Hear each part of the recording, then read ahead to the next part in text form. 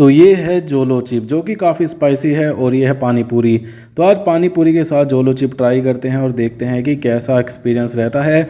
जोलो chip काफ़ी spicy होती है, देखने में ही खतरनाक लगती है। मैंने इसको टेस्ट करके पहले देख लिया था, लेकिन पानी पूरी में डाल के फिर से ट्राई करते हैं कि कैसी ये लगती है। तो मुझे काफ़ी डर लग रहा था, बट स्टिल मैंने ट्राई किया।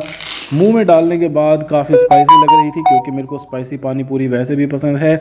तो खाने के बाद बहुत ज़्यादा स्पाइसी लग रही थी, हालत काफ़ी ख़राब हो रही थी, लेकिन खा के थोड़ी अच्छा सा तो ज़रूर लगा। तो गाइज़ मैं दोबारा इसको ट्राई नहीं कर पाऊँगा। तो for me it's was a very deadly combination. Thank you.